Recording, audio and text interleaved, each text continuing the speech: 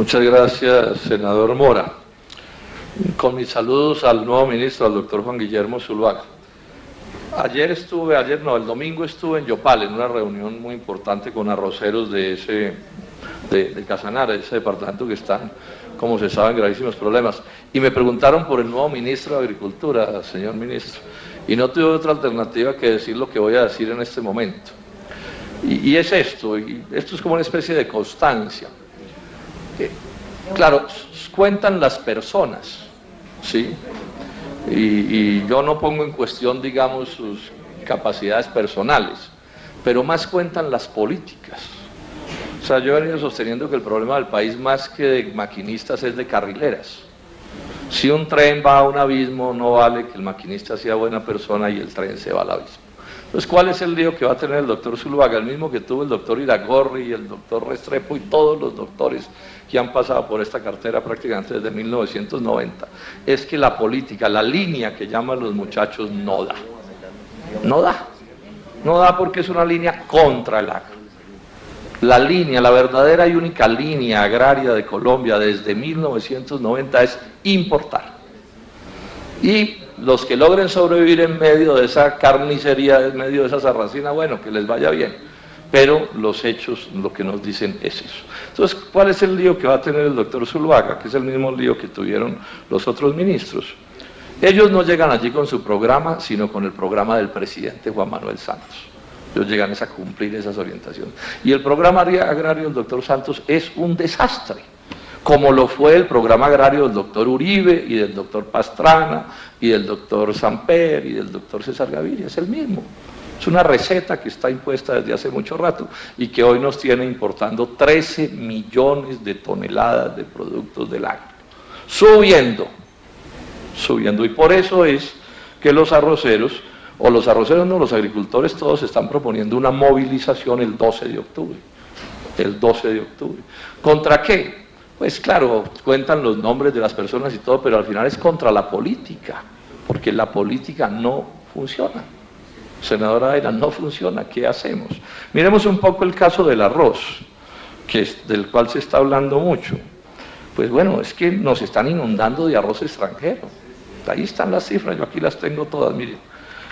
Arroz norteamericano, acuérdense que yo me opuse hasta donde pude a ese TLC con Estados Unidos, lo logramos parar 6 años. Si no, no quiero ni imaginarme la desgracia en la que estaría. Lo logramos parar 6 años, afortunadamente. Pero miren ustedes las cifras. Importaciones de Estados Unidos de arroz. 2012, 79.000 toneladas. 2013, 102.000 toneladas. 2014, 109.000. 2015, 348.000. 2016, 139.000. Y así. Porque el pacto del TLC es un pacto diabólico, ¿no es? Con una mano se aumenta la cuota de libre ingreso. Y a partir del año entrante, con la otra mano, se baja el arancel para la importación extra cuota. Y eso en los promedios lo que nos dicen es que nos están inundando y nos van a inundar de arroz norteamericano, para no hablar de los arroces de otros tipos que están entrando. No se puede competir con ellos. Esto está dicho hasta la absoluta saciedad, pero además no solo está dicho, está demostrado. Y además el doctor Santos, que es ingenioso, entonces su última genialidad fue que ahora que vino el vicepresidente gringo a Colombia, entonces hicieron un acuerdo para a ver si de pronto Colombia logra exportar unos aguacates a Estados Unidos, unos aguacates. Pero miren la celebración de los gringos de ese acuerdo de los aguacates. Bajo el nuevo acuerdo sobre arroz PADI, se revocan los costosos e innecesarios requisitos de fumigación y procesamiento para ingresar arroz norteamericano en Colombia. ¿Eso qué quiere decir? Que se abarata el arroz gringo en Colombia, o sea que ganan competitividad. Y agrega, esto es una declaración del Departamento de Agricultura de Estados Unidos, y se amplía el acceso a todos los puertos de entrada a Colombia. ¿Eso qué quiere decir? Contrabando a la lata. Contrabando a la lata, o sea, menos normas sanitarias que les abaratan los costos y entra más arroz gringo por ese lado. Y contrabando el que quieran meter, eso está inventado, ya estas son cosas que son del ABC de la política internacional y de las relaciones exteriores. A cambio de que de pronto, ahora claro, la prensa lo celebró como una genialidad, a 8 columnas, la maravilla, que de pronto podamos vender unos aguacates.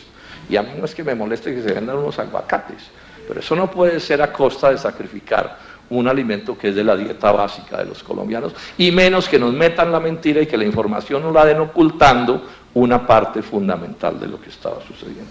Entonces no es sorprendente que los arroceros estén muy irritados, porque además aquí tuvimos al ministro Iragorri, ustedes se acordarán que yo le dije, oiga ministro, van a quebrar a los arroceros, los molineros están haciendo lo que se les da la gana, y estaba ahí donde está sentado el doctor Zuluaga, y nos dijo, ¿sí se acuerdan, no? Esta tarde intervendré estos asuntos porque yo no voy a permitir que unos intermediarios quiebren al arroz, y eso quedamos todos palmados aquí, bueno, Kid Iragorri, ¿cierto? ¿Sí?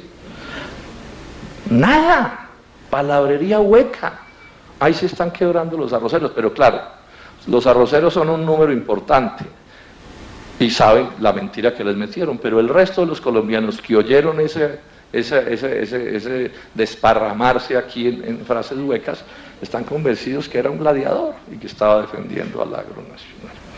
Entonces no me sorprende, repito, que estén planteando una protesta. Ellos, pero los paperos también están en la olla, los cacaoteras están en la olla, los palmeros tienen problema, o sea, los lecheros ni se digan, los del ñame, ¿qué tal los pobres del ñame? Entonces se va el doctor Iragorri y les echa 1000 cuentos. Siembren ñame, siembren ñame, siembran ñame, ¿qué tal la encartada en la que se metieron esos campesinos de los Montes de María y de todas partes? Una irresponsabilidad, sería mejor que no hicieran demagogia. Yo le suplico, doctor Zuluaga, no haga cosas como esas. Es mejor que se queden como quietecitos y no hagan tantos alardes, porque al final lo que hacen es empujar a la gente hacia los abismos. Y uno lo menos que tiene que tener como gesto amistoso con alguien es no empujarlo hacia la quiebra, que es finalmente lo que sucede con estas demagogias. Entonces, ¿cómo van a competir? Importaciones de arroz subsidiado en Estados Unidos de 1000 maneras. Precios de compra en Colombia, impuestos por los molinos como se les antoja. Tasas de interés de los créditos, en general buena parte de esta producción está en manos del agiotismo o de las tarjetas de crédito o de los créditos de eso que llaman el agrocomercio, ¿sí? o los molinos, que son créditos costosos también. ¿Cómo van a poder competir? Repito, la política agraria de Colombia, la única y verdadera desde 1990 es importar, darle salida a los excedentes agrícolas extranjeras. Estos son gobiernos al servicio de los intereses de los agricultores extranjeros. Bueno, entremos al caso del etanol. Al caso del etanol, que es el propósito principal de este debate. Yo voy a ser breve en lo que estoy diciendo. Bueno, primero, celebremos que Bioenergy por fin haya pues entrado en operación. Lamentemos que haya sido en medio de la corrupción espantosa en la que se hizo ese negocio.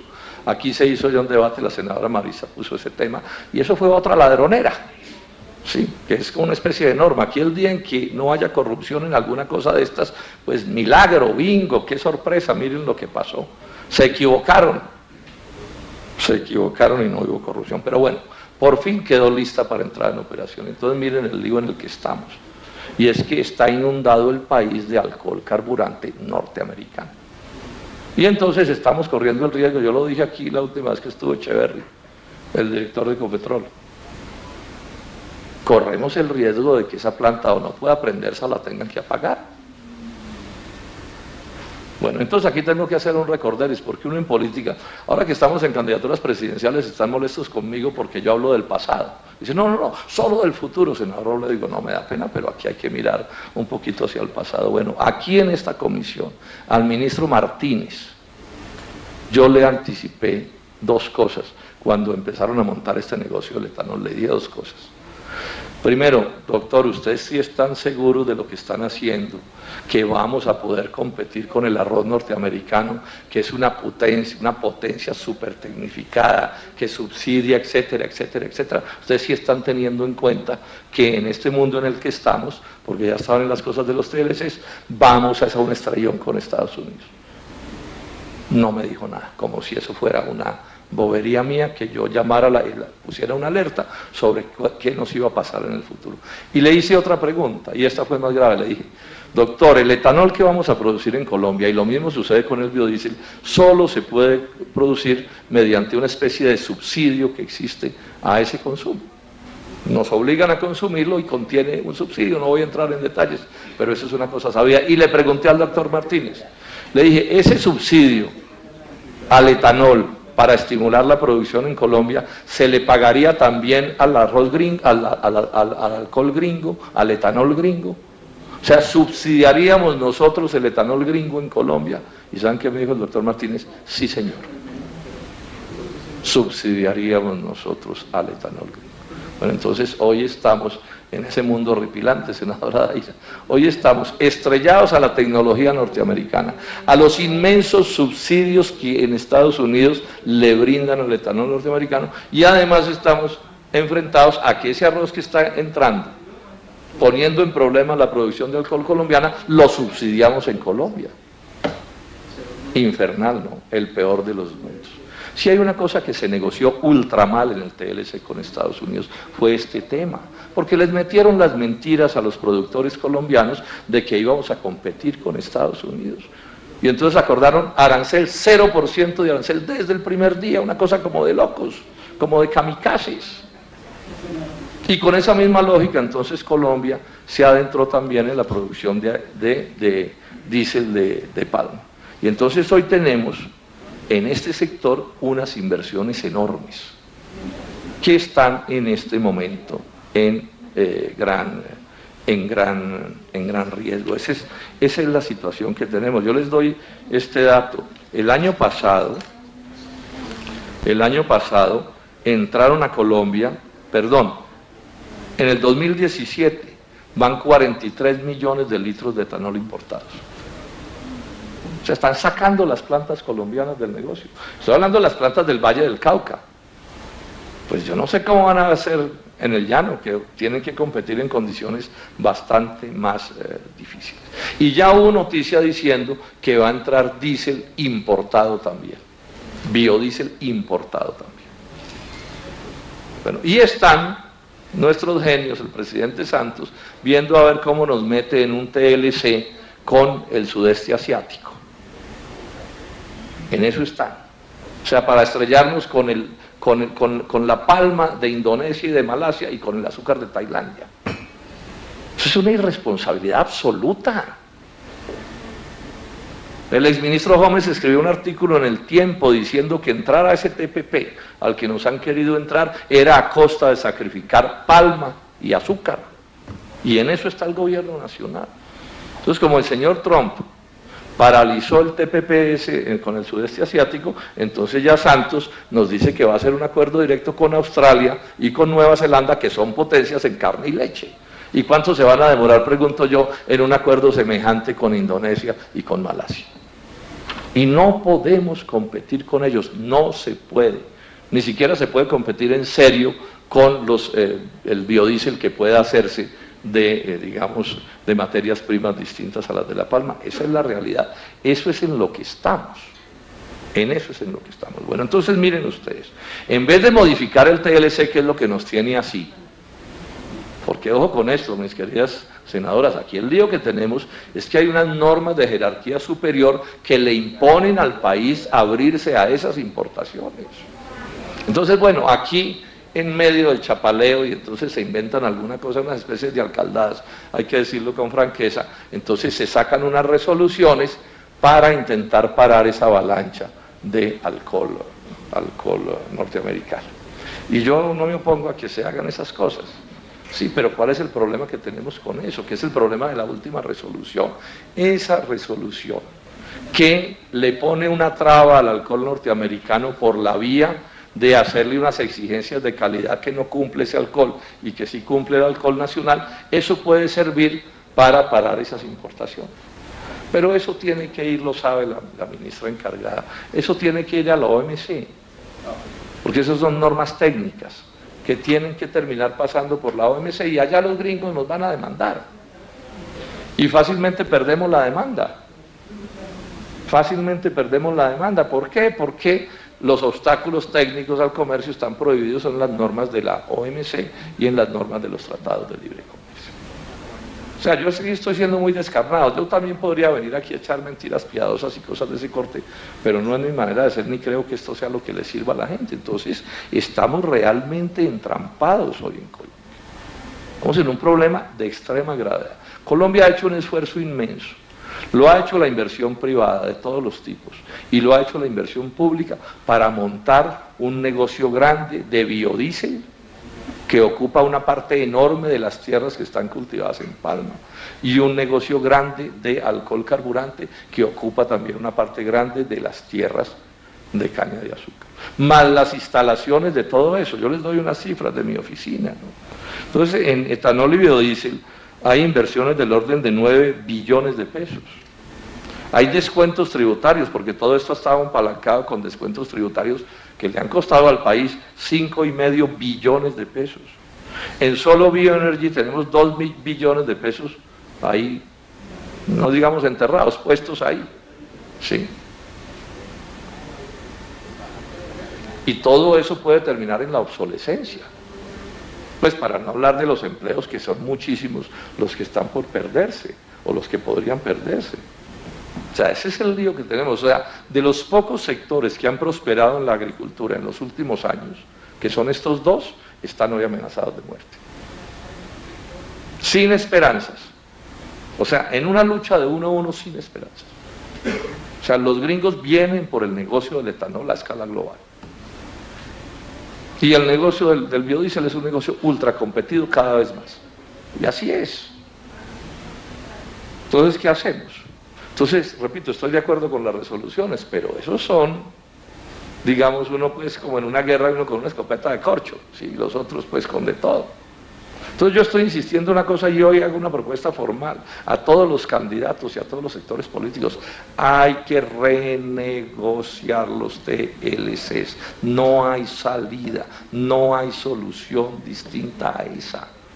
Aquí no nos pueden seguir diciendo que es que no se puede, porque sí se pueden renegociar. Ahí está el señor Trump renegociando, para mal de los mexicanos, pero renegociando el TLC con México. O sea, se puede, técnicamente se puede. Otra cosa es que no quieran, pero hay que trabajar en esa dirección. Deberíamos hacer un acuerdo todos los candidatos a la presidencia. Le hago esa propuesta formal a todos para que nos pongamos de acuerdo. Que gane el que gane, vamos a plantear renegociar los TLCs, de acuerdo con nuestros intereses, en agro y en industria, porque la situación de la industria es igual. Ahí salieron todos los confeccionistas la semana pasada, miles y miles de ellos, arruinados por el mismo problema, por el mismo problema. Todo esto, quiero insistirles, está claro desde hace mucho rato, y aquí nos siguen empujando como si nada estuviera pasando, como los avestruces, clavando la arena en la cabeza. Son los irresponsables, los de Ecopetrol. ¿A quién se le ocurre montar Bioenergy sin tener en cuenta las políticas de los TLCs? No es posible que el Estado colombiano invierta 2 billones de pesos sin tener en consideración esto. ¿Qué negocio serio se puede hacer sin tener en consideración estos riesgos que cada vez están más demostrados? Yo repito, hagamos todo lo que se pueda hacer, pero todas esas son medidas que pueden ser derrotadas, fácilmente derrotadas. Y si eso se da así, viene un problema extremadamente grave en la caña de azúcar y en todo ese sector montado, y viene un problema gravísimo en La Palma. En La Palma no somos competitivos en esos sectores. Bueno, y tenemos el deber y el derecho de defender nuestro agro, nuestra producción nacional. Y lo mismo nos pasa en el arroz, y nos pasa en el cacao, y nos pasa en la leche, y nos pasa en todo. Este es un clamor de los agricultores de Colombia. ¿A dónde voy? Oigo agricultores de Colombia que no son del polo ni nada de eso, gentes comunes y corrientes, ciudadanos, que saben ya lo que les está pasando y que están diciendo, esto no funciona. Yo dejo hasta ahí, señor presidente. Muchas gracias.